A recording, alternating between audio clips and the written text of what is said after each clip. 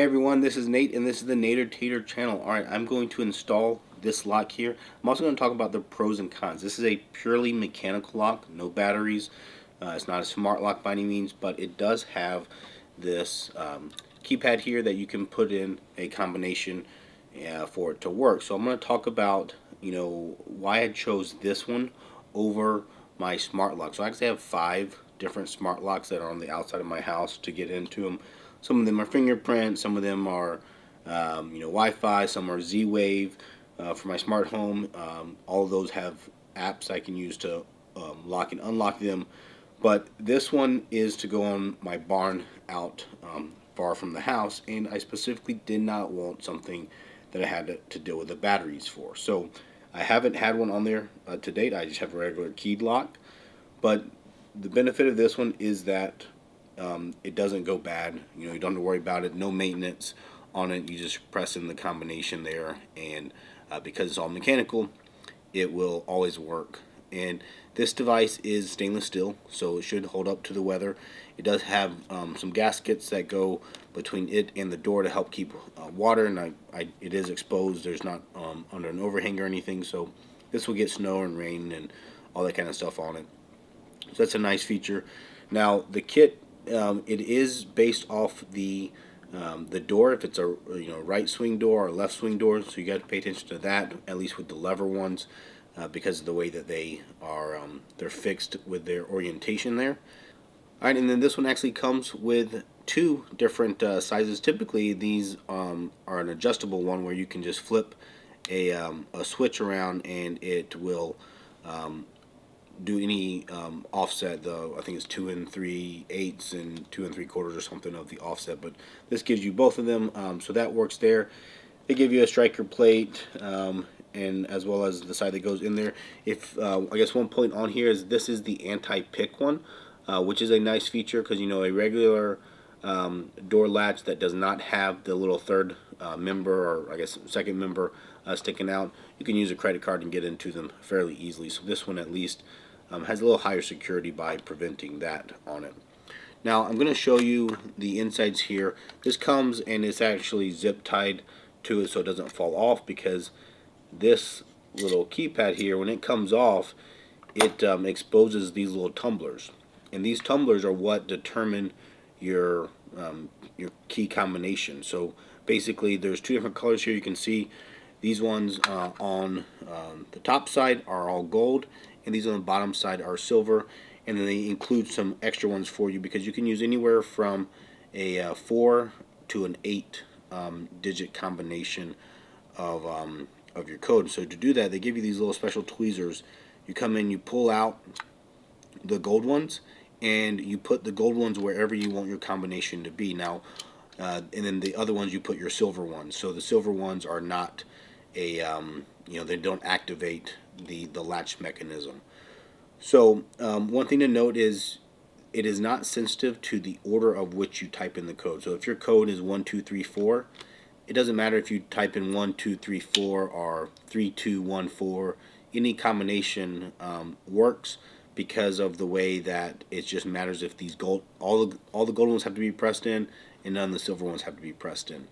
And so that that means that you have a fewer actual unique combinations out there, but still with the number of possibilities with 4 to 8 digits that you could have, including the bottom, I think is like an A and a B. Yeah, you can have those all set up and work. And now the way it works is once you type in those combinations, to reset it, you pick up on the lock, and that actually sticks them all back out. I don't know if you can see that on the camera.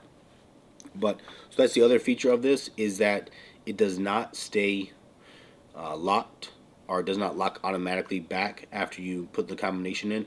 If you do want to lock the door latch here, when you're done, you lift up by this 45 degrees, and that puts the lock in a locked state. But then once you type in the combination here, I'll just put in these, and then I open it. Now it will continue to stay unlocked until I raise up the handle, and now it will be in a locked state. So that's how the lock kind of works in theory. The other key point to note, and I guess this is a downside to the mechanical lock, and I think this is fairly common amongst them, is that it does require some extra holes to be put into the door. So you can't just have the standard, whatever it is, 2.5-inch hole that most door have in them, at least in America. And so what they do is they do include a template here for you, where they give you these two 3/8 diameter or 10mm diameter holes. They have to be placed up here. I think these other two ones on top and bottom of the hole, I think those might fit in the standard hole. I'm not sure. I'll go find out. They might be just outside of it. So we might end up having to drill up to 4 holes through the door, and at least the top 2 would not be covered if you replace this lock with a kind of a more standard lock. Yeah, it would not hide those holes. So that's the biggest downside to it. But for me, it is perfect for what I want. And I certainly don't mind the extra holes in there because I intend to leave this lock on there. It comes with a 2-year warranty, but again with the stainless steel, and it's a fairly simple design, this mechanical, there's not a lot to break. So I intend to use this for many years to come. So let's go outside, let's install it, and I'll show it to you in action. Alright, so here is the door. I took the handle off the previous one. You can see I just have the single hole. And then I lined this up so that the center of this, and I just looked from the inside to get that hole lined up along with that, the door latch side. And then now I'm going to tape it down. So now I have a guide. It looks like I do need to drill all 4 of these holes, 3/8 inch diameter. This is a steel door, so I'm sure it's going to be a little bit of a struggle, but I'll go ahead and drill that out now, and then we'll get it installed.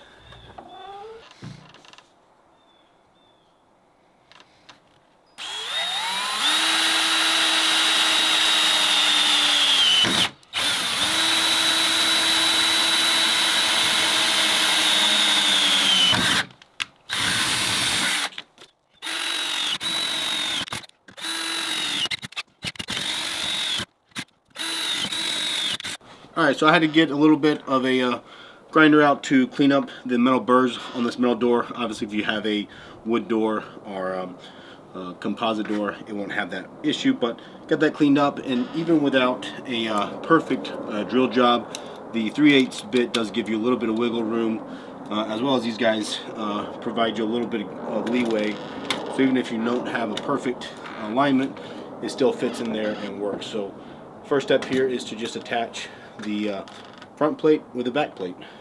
So to start, I'm just using the 2 top and the bottom holes, and that will attach the handle, but it won't attach the actual combination piece in there. Okay, so now that I have this door installed, I'm going to take off the cover here. So now I get access to these because I didn't set these up yet. So now I'm going to do the ones that I want. Okay, so now I can pull out and put these gold ones in and wherever I want.